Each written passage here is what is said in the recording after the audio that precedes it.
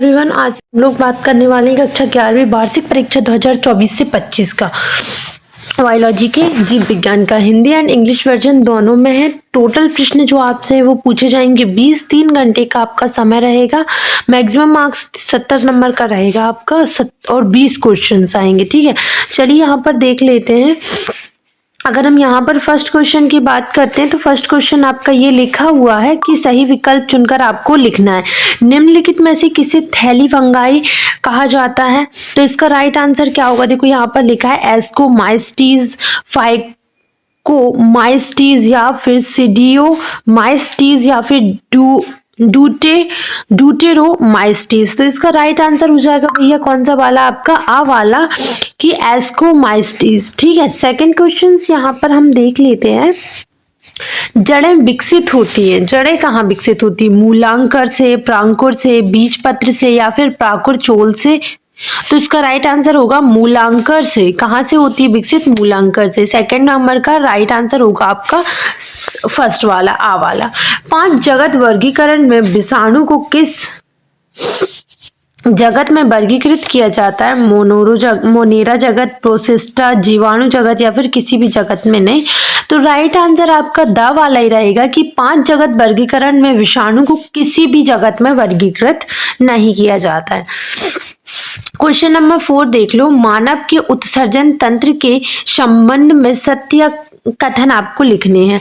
तो यहाँ पर देखिए, मानव के प्रत्येक वृक्क में नेफ्रॉन की संख्या 10 लाख होती है। वृक्क सिरा में यूरिया की मात्रा अधिक होती है। छनन की क्रिया में वोमन संपुट में संपन्न होती है। यकृत सिरा में यूरिया की मात्रा अधिक होती है।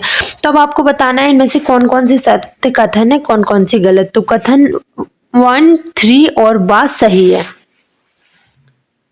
ठीक है, 1, 3 और 4 जो कथन बोले हैं उसमें वो सही है, बाकी आपका दूसरा गलत है। ठीक है, आगे देख लेते हैं क्वेश्चन नंबर 5 गाइस। जो कोशिकाएं प्रोटीन संश्लेषण एवं वहन में सक्रिय भाग लेती हैं उन्हें निम्नलिखित में से कौन सी कोशिका अंगक पाए जाने की संभावना है? तो इसका राइट आंसर क्या होगा भैया?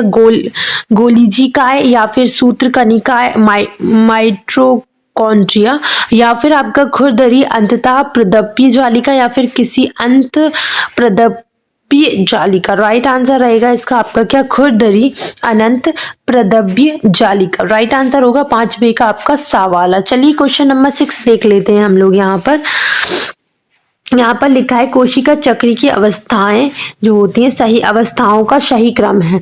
तो फर्स्ट वाला CG1 या GM1 CM या G1 G2 या फिर G1S G2M या फिर M1G एंड G2S। तो राइट आंसर हो जाएगा आपका इसका क्या?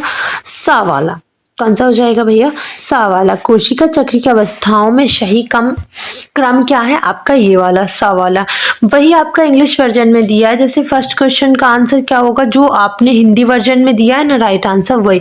कौन सा था इसमें? अपन एक बार ये चेक ही कर लेते हैं। फर्स्ट था, फिर फर्स्ट था, है ना? ठीक है, यहाँ पर आप इंग्लिश वर्जन में देखिए आपका which of the following is called sac fungus. तो राइट आंसर हो जाएगा आपका ऑप्शन नंबर ए। सेकंड का भी ऑप्शन नंबर ए ही करेक्ट होगा कि रूट्स डेवलप। तो यहाँ पर फर्स्ट आंसर इसका भी सही होना है, फर्स्ट ऑप्शन।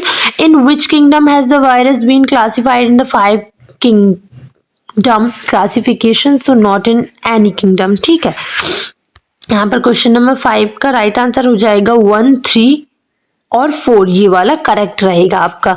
ये वाला स्टेटमेंट सही है, ये वाला एंड ये वाला सेकंड वाला गलत है। ओके, क्वेश्चन नंबर 5 का आंसर हो जाएगा क्या आपका? कौन सा था यार? ये वाला था कि ये वाला था? उससे देख के लगा लेना। एंड लास्ट का हो जाएगा ये वाला सही। ओके, अब हम बात कर लेते हैं बच्चे रिक्त स्थान की। वर्गीकरण की सबसे छोटी इकाई जाति होती है। वर्गीकरण की सबसे छोटी इकाई कौन सी होती है? जाति। एंड पुष्प का नर भाग खालिस्तान कहलाता है, तो उसको क्या बोलेंगे? पुमंग, है ना? ऐसे संवहन मंडल जिसमें जाइलम एवं फ्लोएम के मध्य में कैम्बियम उपस्थित होता है तो खालिस्तान संवहन मंडल कहलाता है। तो खुला राइट आंसर इज खुला। अब यहाँ पर देखिए क्वेश्चन नंबर 4 में मेढक का लावा खालिस्तान कहलाता है टैडपॉल। क्या कहा जाता है गाइस? मेढक का लावा जो है वो टैडपॉल कहा जाता है। पादप कोशिका में कोशिका भित्ति मुख्य रूप से सेल्यूलोज की बनी होती है। किसकी बनी होती है भैया? सेल्यूलोज की। न्यूक्लियोटाइड फॉस्फोरिक अम्ल पेंटोज सरगरा तथा नाइट्रोजन के बने होते हैं। राइट आंसर क्या होगा इसका? नाइट्रोजन। ठीक है। क्वेश्चन अब यहाँ पर देखिए सत्य असत्य आपका दिया हुआ है। फर्स्ट है क्या? एंजाइम की क्रिया विधि तापमान व पीएच द्वारा प्रभावित नहीं होती। असत्य, गलत हो जाएगा। ब्लैकमैन ने प्रकाश संश्लेषण की क्रिया के संबंध में सीमा कारक सिद्धांत दिया था, तो इसका राइट आंसर हो जाएगा सत्य, है ना। पौधे पर्यावरण के प्रभाव के कारण विभिन्न पथों का अनुसरण करते हैं। इस क्षमता को प्लास्टिसिटी कहते हैं, तो इसका राइट आंसर हो जाएगा सत्य। आगे देखिए मानव शरीर में कार्बन डाइऑक्साइड का परिवहन मुख्य रूप से बाइकार्बोनेट के रूप में होता है, तो इसका राइट आंसर रहेगा सत्य या असत्य। आगे देख लेते हैं हम लोग, ये सत्य रहेगा। हृदय पेशियां जीवन भर कार्य करती हैं। सत्य, हृदय पेशियां जीवन भर काम करती है। एंड तंत्रिकाओं के संपर्क स्थल को सिनेपेस कहते हैं, तो सत्य। दो तंत्रिकाओं के संपर्क स्थल को सिनेपेस कहते हैं, तो सत्य। देखो यहाँ पर फर्स्ट क्वेश्चन गलत हो जाएगा, सेकंड आपका सही रहेगा इंग्लिश का, थर्ड वन इज राइट मतलब true, and fourth one is true, and fifth one is true, and sixth one भी। ये तीनों चारों सही हैं, ऊपर का बस एक ही गलत है। ठीक है। अब हम सही जोड़ी की अगर बात करते हैं तो देखो क्लोरोफिल का क्या हो जाएगा? mg। पौधे की वृद्धि का क्या हो जाएगा भैया? ये ऑक्जेनोमीटर। मेड्यूला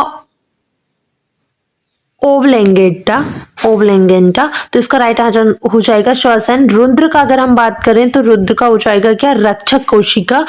एंड अगर हम बात करें पश्चिम मस्तिका की तो पॉन्स। यहाँ पर देखिए फर्स्ट ये वाला है, सेकंड ये वाला है, थर्ड ये वाला है, फोर्थ ये वाला है, फिफ्थ ये वाला है। 1 2 3 ऊपर गिनती चलते जाओ। ठीक है। यहाँ पर अब इंग्लिश का भी वही फॉर्मेट रहेगा कि फर्स्ट का जो होगा वो एफ हो जाएगा, है ना।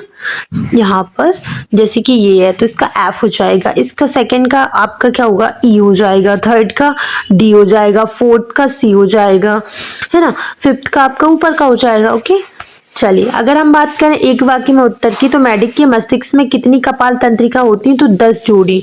लोहे तत्व की कमी में कौन सा रोग होता है भैया? एनीमिया। प्रोटीन की श्वसन गुणांक का नाम लिखिए तो 0.9। अगर हम बात करें चौथे का कि पेशियों में पाए जाने वाले प्रोटीन का नाम लिखना है तो वो होता है एक्टिन व मायोसिन। मैट्रोमिया की स्थिति के आधार पर नीचे दिए गए गुणसूत्र किस प्रकार के होते हैं? तो टीलोसेंट्रिक। कैसे होते हैं भैया? ये जो दिए गए हैं ना, ये इसका है ये, तो ये कौन से गुणसूत्र हैं? तो टीलोसेंट्रिक। कैसे हैं? टीलोसेंट्रिक। क्वेश्चन नंबर 6 देख लीजिए। मेढक का वैज्ञानिक नाम बताते हुए उसकी उत्सर्जना का नाम बताना है। शीत निष्क्रिया का ग्रीष्म निष्क्रिया को स्पष्ट करना है। केंद्र के 2 कार्य बताने, ग्राम धनात्मक व ग्राम ऋणात्मक जीवाणु में कोई 2 अंतर लिखना है। क्वेश्चन नंबर 10 की वृद्धि का ग्राफीय निरूपण करना है, या फिर इसके अध्याय में ये क्वेश्चन आप कर सकते हैं। इसके अलावा 11 क्वेश्चन आप देख सकते हैं कि 11th में क्या दिया हुआ है।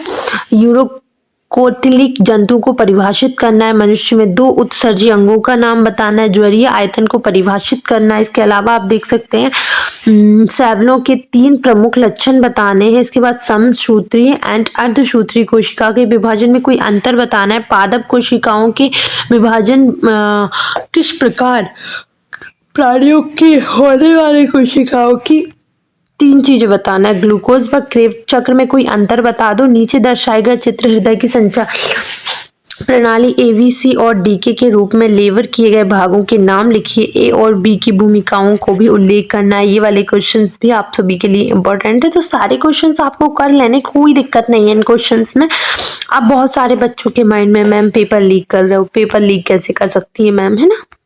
बहुत सारे मन में चल रहे होंगे विचार, मुझे पता है।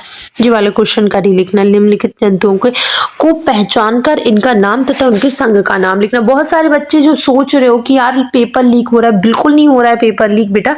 ये ना आदर्श प्रश्न पत्र से बना गया एक सेट पेपर है, जिसे आप कह सकते हो पेपर फॉर्मेट से तैयार किया गया।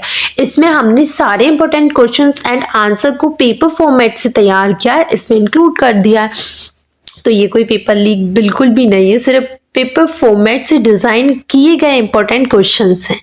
तो अगर वीडियो पसंद आई हो तो प्लीज वीडियो को लाइक करें, चैनल को सब्सक्राइब करना ना भूलें एंड कोई भी प्रॉब्लम हो तो प्लीज हमें बताएं। Thank you.